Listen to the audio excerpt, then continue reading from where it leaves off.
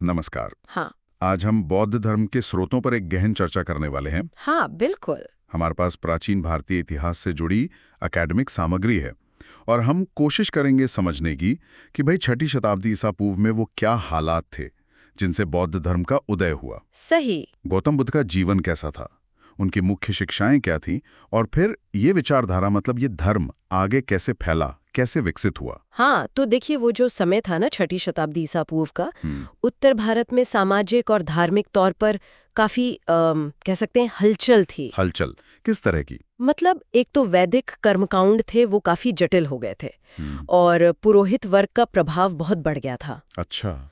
साथ ही वो जो वर्ण व्यवस्था थी वो भी काफी कठोर महसूस की जा रही थी लोगों द्वारा। और ये भी तो था कि उसी समय शायद लोहे का इस्तेमाल बढ़ रहा था खेती में। हाँ, बिल्कुल।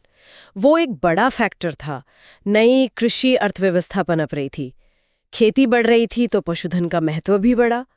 और शायद इसी वजह से अहिंसा का जो विचार है उसको बल मिला होगा। हाँ, उसको बल मिला।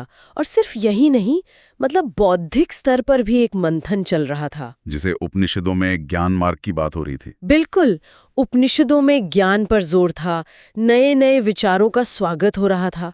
तो ऐसे ही माहौल में जन्म हुआ सिद्धार्थ गौतम का। जिन्हें हम बुद्ध के नाम से जानते हैं। लुम्बिनी जो अब नेपाल में है, वहाँ शाक्य एक क्षत्रिय कुल में। हाँ, और उनके जीवन के वो 4 दृश्य बहुत मशहूर है ना। एक बूढ़ा व्यक्ति, एक बीमार, एक शव और एक सन्यासी। कहते हैं इन्हीं दृश्यों ने उन्हें सोचने पर मजबूर कर दिया। सही कहा। और इन्हीं अनुभवों के बाद करीब 29 साल की उम्र में उन्होंने घर छोड़ दिया, ज्ञान की तलाश में। इसी को महाभिनिष्क्रमण कहते हैं ना जी। फिर कई साल उन्होंने साधना की और आखिर में 35 साल की उम्र में बोध गया में एक पीपल के पेड़ के नीचे उन्हें ज्ञान प्राप्त हुआ, जिसे निर्वाण कहा गया। और ज्ञान मिलने के बाद पहला उपदेश कहाँ दिया? सारनाथ में। हाँ, सारनाथ में। उसे धर्मचक्र प्रवर्तन कहते हैं। यहीं से उनके विचारों का, उनकी शिक्षाओं का प्रसार शुरू हुआ। और फिर 80 वर्ष की आयु में कुशीनगर में उनका महापरिनिर्वाण हुआ। जी। अच्छा, तो उनकी जो शिक्षाएं हैं उनका आधार क्या है, कहाँ मिलती हैं वो? मुख्य रूप से उनकी शिक्षाएं त्रिपिटक में संकलित हैं। ये पाली भाषा में है। त्रिपिटक, 3 पिटक यानी 3 टोकरियां। हाँ, एक तरह से। इसमें पहला है विनय पिटक, जिसमें संघ के मतलब भिक्षुओं के नियम हैं। ठीक है। दूसरा है सुत्त पिटक, इसमें बुद्ध के उपदेश हैं। ये सबसे बड़ा है और इसे कभी-कभी बौद्ध धर्म का विश्वकोश भी कह देते हैं। अच्छा, और तीसरा? तीसरा है अभिधम्म पिटक, इसमें थोड़े दार्शनिक सिद्धांत हैं, उनका विश्लेषण है। और अगर हम उनके दर्शन के मूल तत्व की बात करें, सबसे जरूरी क्या था? देखिए, सबसे प्रमुख तो शायद मध्यम मार्ग है। बुद्ध ने कहा कि न तो बहुत ज्यादा भोगविलास ठीक है और ना ही शरीर को अत्यधिक कष्ट देना, बीच का रास्ता अपनाओ। संतुलन साधने की बात। बिल्कुल। और अहिंसा पे उनका जोर बहुत ज्यादा था। कर्म और पुनर्जन्म में वो विश्वास रखते थे, लेकिन यज्ञों और इस तरह के जटिल कर्म कांडों का उन्होंने खंडन किया। बुद्ध के जाने के बाद उनकी शिक्षाओं को सहेजने के लिए कुछ सभाएं वगैरह भी हुई? हाँ, बिल्कुल हुई। उन्हें बौद्ध संगीतियां या परिषदें कहते हैं। कुल 4 मुख्य मानी जाती हैं। पहली कब हुई? पहली तो उनके महापरिनिर्वाण के तुरंत बाद ही हो गई थी, 483 बीसी में राजगृह में। उसी में सुत्त पिटक और विनय पिटक का संकलन किया गया। अच्छा, और दूसरी? दूसरी हुई लगभग 100 साल बाद, वैशाली में। यहाँ भिक्षुओं में कुछ नियमों को लेकर मतभेद शुरू हो गए थे। यहीं से वो विभाजन की नींव पड़ी जो बाद में हीनयान और महायान बना। स्थविरवादीन और महासांगिक। हाँ, वो शुरुआती नाम थे। और तीसरी संगीति तो बहुत महत्वपूर्ण मानी जाती है, जो सम्राट अशोक के समय हुई पाटलिपुत्र में। जी हाँ, करीब 250 ईसा पूर्व में। इसमें एक तो अभिधम्म पिटक को पूरा किया गया और सबसे बड़ी बात, यहीं से बौद्ध धर्म को दुनिया भर में फैलाने का काम शुरू हुआ। अशोक ने मिशनरी भेजे थे। हाँ, अशोक ने धर्म प्रचार के लिए भिक्षुओं को अलग अलग देशों में भेजा, श्रीलंका, मध्य एशिया। कहते हैं उन्होंने अपने बेटे महेंद्र और बेटी संघमित्रा को भी श्रीलंका भेजा था। अच्छा, और चौथी संगीति वो कश्मीर में हुई थी शायद, कनिष्क के समय। बिल्कुल, कुंडलवन कश्मीर में लगभग 72 ईस्वी में शासक थे कनिष्क। और यहीं पर बौद्ध धर्म साफ तौर पर 2 हिस्सों में बंट गया, हीनयान और महायान। और इस संगीति के उपाध्यक्ष अश्वघोष थे, जिन्होंने बुद्धचरित लिखी। हाँ, वो ही अश्वघोष। तो ये जो 2 मुख्य संप्रदाय बने, हीनयान और महायान, इनमें मूल अंतर क्या है? देखिए, हीनयान का मतलब है छोटा वाहन। इनका आदर्श है अरहत बनना, यानी खुद की मुक्ति पाना। बुद्ध को एक महान इंसान, एक शिक्षक मानते हैं। आमतौर पर मूर्ति पूजा नहीं करते और पाली भाषा का ज्यादा इस्तेमाल करते हैं। इनका प्रभाव आपको श्रीलंका, थाईलैंड, बर्मा वगैरह में ज्यादा मिलेगा। और महायान मतलब बड़ा वाहन? हाँ, इनका आदर्श है बोधिसत्व। बोधिसत्व वो है जो खुद निर्वाण पा सकते हैं, लेकिन दूसरों की मदद के लिए, सभी प्राणियों की मुक्ति के लिए संसार में बने रहते हैं। अच्छा, ये तो बड़ा अलग आदर्श है ना? महायान में बुद्ध को देवता की तरह माना जाता है, अलौकिक शक्ति वाला। मूर्ति पूजा भी होती है और संस्कृत भाषा का प्रयोग ज्यादा होता है। इसका प्रसार फिर चीन, जापान, कोरिया, तिब्बत इन इलाकों में ज्यादा हुआ। कनिष्क का संरक्षण महायान को मिला था? हाँ, कनिष्क ने महायान को काफी बढ़ावा दिया। बाद में एक और शाखा भी आई, वज्रयान, जिसमें तंत्र मंत्र का प्रभाव ज्यादा दिखता है। तो ये धर्म भारत से बाहर फैला, शासकों ने भी मदद की। कला पर इसका क्या असर पड़ा? असर तो बहुत गहरा पड़ा। अशोक ने स्तूप बनवाए, जैसे सांची का स्तूप, भरूच का स्तूप। कनिष्क के समय में भी कला को प्रोत्साहन मिला। स्तूपों के अलावा चैत्य बने, जो पूजा घर जैसे होते थे। विहार बने, जहां भिक्षुक रहते थे। अजंता जैसी गुफाएं खोदी गईं। और हाँ, बुद्ध की मूर्तियां गांधार शैली और मथुरा शैली में बहुत खूबसूरत मूर्तियां बनी। और वो 4 मुख्य जगहें तो हैं ही। लुम्बिनी जहां जन्म हुआ, बोधगया में ज्ञान मिला, सारनाथ में पहला उपदेश दिया और कुशीनगर में महापरिनिर्वाण। बिल्कुल, ये 4 स्थान तो सबसे पवित्र माने जाते हैं। इनके अलावा श्रावस्ती, राजगीर, संकिसा, वैशाली ये जगहें भी बहुत महत्वपूर्ण रहीं। तो संक्षेप में देखें तो एक खास सामाजिक आर्थिक माहौल में बौद्ध धर्म उभरा। बुद्ध ने मध्यम मार्ग और अहिंसा जैसे सिद्धांत दिए। फिर संगीतियों ने इसे व्यवस्थित किया, हालांकि विभाजन भी हुए। हाँ, और फिर ये अलग अलग संप्रदायों में बंटकर शासकों की मदद से भारत से निकलकर दुनिया के कई हिस्सों में फैल गया। त्रिपिटक, स्तूप, मूर्तियां, एक पूरी विरासत है इसकी। सही कहा, एक बहुत बड़ी और समृद्ध विरासत। बिल्कुल। यहाँ एक बात सोचने वाली है आखिर में, बुद्ध ने सदियों पहले जो बातें कही थीं, अहिंसा, मध्यम मार्ग, क्या वो आज की इस भागदौड़ वाली जटिल दुनिया में भी उतनी ही प्रासंगिक हैं? ये एक अच्छा सवाल है। और हमारे समाज पर बौद्ध धर्म का जो स्थायी प्रभाव रहा है, वो क्या है? इस पर शायद हम सब सोच सकते हैं। नमस्कार, आज हम बात करने वाले हैं जैन धर्म पर। प्राचीन भारत के इतिहास में जब हम झांकते हैं तो कई धार्मिक संप्रदायों का उदय दिखता है। बिल्कुल, और जैन धर्म उनमें से एक बहुत महत्वपूर्ण धारा है। हाँ, तो आज का हमारा मकसद है कि जैन धर्म से जुड़े जो जरूरी तथ्य हैं उनको सामने लाएं। खासकर वो बातें जो आप कह सकते हैं प्रतियोगी परीक्षाओं के लिए बहुत काम की हो सकती हैं। और ये सारी जानकारी हमारे पास उपलब्ध स्रोतों पर ही आधारित होगी। सही कहा। तो फिर शुरुआत करते हैं जैन शब्द से ही।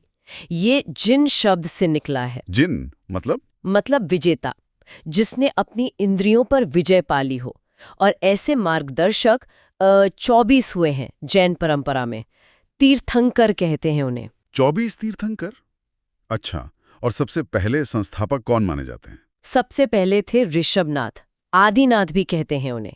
अयोध्या में जन्म हुआ था और उनका प्रतीक है बैल, मतलब वृषभ। बैल। और ये दिलचस्प है कि इनका जिक्र तो मैंने पढ़ा है ऋग्वेद और कुछ पुराणों में भी है। हाँ, बिल्कुल। ऋग्वेद, भागवत पुराण, विष्णु पुराण, वायु पुराण, इनमें उनका उल्लेख मिलता है। ये बात इसे और भी प्राचीन बनाती है। सही। अच्छा, दूसरे तीर्थंकर अजितनाथ थे, जिनका जिक्र यजुर्वेद में है, प्रतीक हाथी। और फिर 19वें तीर्थंकर मल्लीनाथ, इनके बारे में एक खास बात है। हाँ, मल्लीनाथ। श्वेतांबर जो मत है वो इन्हें स्त्री मानता है। उनका प्रतीक कलश है। अच्छा, और 22वें थे नेमिनाथ, जो कहते हैं श्री कृष्ण के समकालीन थे, प्रतीक शंख। जी, लेकिन अगर हम ऐतिहासिक दृष्टि से देखें तो 23वें तीर्थंकर पार्श्वनाथ बहुत महत्वपूर्ण है। पार्श्वनाथ काशी नरेश अश्वसेन के पुत्र थे शायद, वाराणसी में जन्म। एकदम सही। वाराणसी में जन्म हुआ और ज्ञान प्राप्ति हुई सम्मेद शिखर पर। वो झारखंड में है, पार्श्वनाथ पहाड़ी भी कहते हैं उसे। उनका प्रतीक है सर्प, मतलब फन वाला सांप। ठीक है। और पार्श्वनाथ की शिक्षाएं, उन्होंने 4 मुख्य बातें बताई थी, है ना? हाँ, 4 शिक्षाएं। अहिंसा, सत्य, अस्तेय यानी चोरी ना करना, और अपरिग्रह मतलब संपत्ति जमा न करना। और उनके अनुयायी निर्ग्रंथ कहलाए। जी, निर्ग्रंथ मतलब बंधनों से रहित। और एक बात और, पार्श्वनाथ ने ही सबसे पहले महिलाओं को अपने संघ में प्रवेश दिया था। ये महत्वपूर्ण है। तो फिर महावीर स्वामी, जो 24वें तीर्थंकर थे, उन्हें वास्तविक संस्थापक क्यों कहा जाता है? उनका क्या विशेष योगदान रहा? बहुत अच्छा सवाल है। देखिए, महावीर स्वामी, जिनका असली नाम तो वर्धमान था। हाँ, वर्धमान, कुंडग्राम, वैशाली के पास। जी ज्ञात्रिक क्षत्रिय कुल के थे। जी पिता सिद्धार्थ, माता त्रिशला। उन्होंने पार्श्वनाथ की जो 4 शिक्षाएं थीं, उनमें 5वीं और जोड़ दी, ब्रह्मचार्य। अच्छा, ब्रह्मचार्य। तो ये 5 मिलकर पंच महाव्रत बन गए। बिल्कुल, अहिंसा, सत्य, अस्तेय, अपरिग्रह और ब्रह्मचर्य, ये पंच महाव्रत है। महावीर ने 30 साल की उम्र में घर छोड़ा और फिर 12 साल की कठिन तपस्या के बाद 42 की उम्र में उन्हें जृंभिक ग्राम के पास ऋजुपालिका नदी के किनारे, साल के पेड़ के नीचे। हाँ, साल वृक्ष के नीचे कैवल्य मिला, मतलब सर्वोच्च ज्ञान। उनका प्रतीक है सिंह। कैवल्य, ठीक है। तो उन्होंने मौजूदा सिद्धांतों को और व्यवस्थित किया एक तरह से। जी और उनका निर्वाण वो पावापुरी में हुआ था, बिहार में। जी, पावापुरी। 72 वर्ष की आयु में। हालांकि साल को लेकर थोड़ी मतभिन्नता है स्रोतों में। कहीं 527 ईसा पूर्व लिखा है, कहीं 468 ईसा पूर्व। ये परीक्षा के लिए याद रखना जरूरी है। हाँ, ये तारीखें ध्यान रखनी होंगी। और उन्होंने अपने उपदेश प्राकृत भाषा में दिए, अर्धमागधी में। हाँ, जो उस समय आम लोगों की भाषा थी, ताकि संदेश ज्यादा लोगों तक पहुंचे। अच्छा, अब आते हैं इनके मूल सिद्धांतों पर। त्रिरत्न की बात होती है जैन धर्म में, वो क्या है? त्रिरत्न मतलब 3 रत्न। ये है सम्यक श्रद्धा यानी सही विश्वास, सम्यक ज्ञान और सम्यक आचरण यानी सही चरित्र। ये मुक्ति के मार्ग हैं। सम्यक श्रद्धा, सम्यक ज्ञान, सम्यक आचरण। और पुनर्जन्म और कर्म? हाँ, पुनर्जन्म और कर्म के सिद्धांत पर बहुत गहरा विश्वास है। कर्म ही बंधन और मुक्ति का कारण माना गया।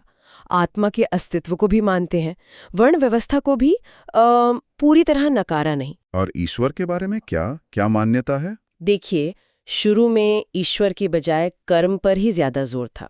बाद की जो मान्यताएं विकसित हुईं, उनमें जिन यानी तीर्थंकरों को ईश्वर से भी ऊंचा स्थान दिया गया।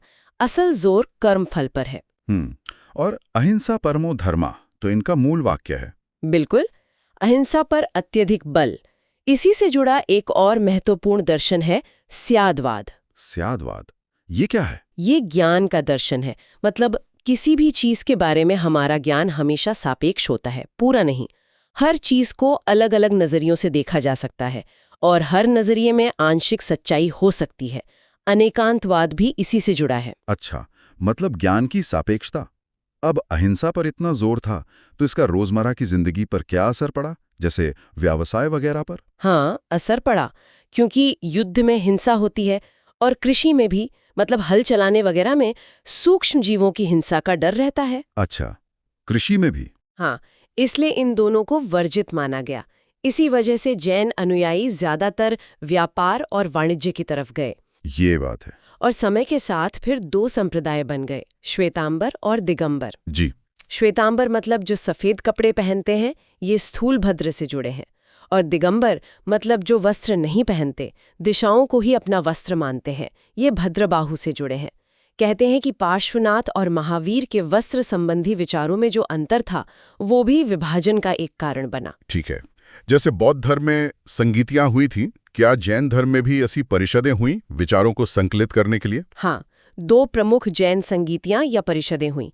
पहली हुई पाटलिपुत्र में। पाटलिपुत्र, चंद्रगुप्त मौर्य के समय में। बिल्कुल, चंद्रगुप्त मौर्य के समय, और अध्यक्ष थे स्थूलभद्र। इसी संगीति में श्वेतांबर और दिगंबर का विभाजन स्पष्ट हुआ और 12 अंगों जो मुख्य ग्रंथ है, उनका संकलन शुरू हुआ। भद्रबाहु भी वहां थे, जिन्होंने बाद में कल्पसूत्र लिखा। कल्पसूत्र भद्रबाहु ने लिखा? जी। ठीक है। और दूसरी संगीति? दूसरी हुई वल्लभी में, गुजरात में। इसके अध्यक्ष थे क्षमा श्रमण या देवर्धि गण भी नाम आता है। इसमें जो जैन आगम साहित्य था, मतलब 12 अंग और 12 उपांग, उनको अंतिम रूप दिया गया। तो ये साहित्य कौन सी भाषा में है मुख्य रूप से? ये प्राकृत भाषा में है, खास तौर पे अर्धमागधी में।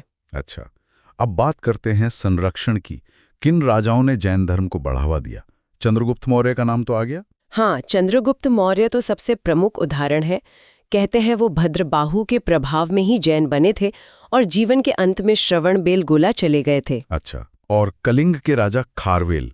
जी, कलिंग नरेश खारवेल का हाथीगुंजा अभिलेख जैन धर्म के प्रति उनके झुकाव का प्रमाण है।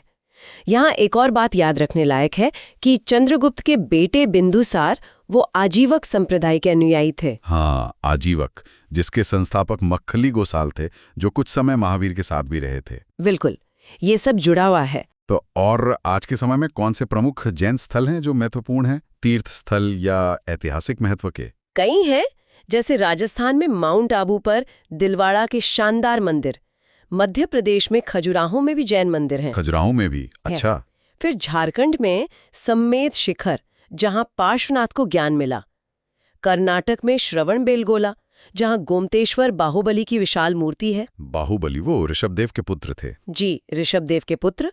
गंग राजा के मंत्री चामुंड राय ने वो मूर्ति बनवाई थी। और बिहार में पावापुरी, जहां महावीर का निर्वाण हुआ। ये सब बहुत महत्वपूर्ण स्थल हैं। तो अगर हम पूरी चर्चा को समेटें तो जैन धर्म मतलब 24 तीर्थंकर, जिनमें ऋषभनाथ, पार्श्वनाथ और महावीर सबसे अहम है, फिर त्रिरत्न और पंच महाव्रत जैसे मुख्य सिद्धांत। हाँ, और श्वेतांबर दिगंबर संप्रदाय, 2 संगीतियां जिनमें आगम साहित्य का संकलन हुआ और प्राकृत भाषा का प्रयोग। ये सारे तथ्य प्रतियोगी परीक्षाओं की तैयारी करने वालों के लिए याद रखने जरूरी हैं। बिल्कुल, और ये भी कि हालांकि ये अनुयायियों की संख्या शायद बौद्ध धर्म जितनी नहीं फैली, लेकिन अहिंसा और कर्म के सिद्धांतों पर जैन धर्म का जो जोर रहा, उसने भारतीय सोच और संस्कृति पर बहुत गहरा और स्थायी प्रभाव डाला है। ये आज भी एक जीवंत परंपरा है। बिल्कुल, और ये सोचने वाली बात है कि अहिंसा के इतने कठोर पालन ने, खासकर युद्ध और कृषि से दूरी ने, इतिहास में जैन समुदाय के लोगों के लिए व्यवसाय चुनने के मौके और उनकी सामाजिक स्थिति को कैसे प्रभावित किया होगा, इस पर और सोचा जा सकता है।